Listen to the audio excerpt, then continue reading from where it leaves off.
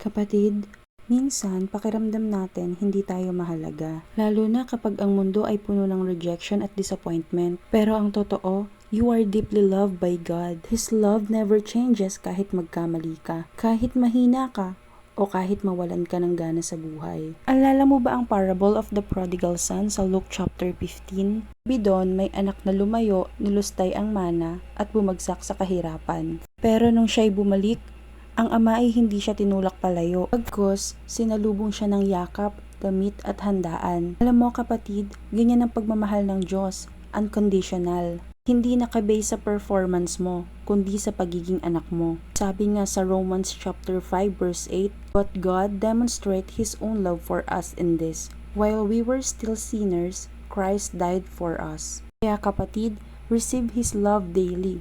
Spend time in prayer and let His presence remind you na mahal ka niya.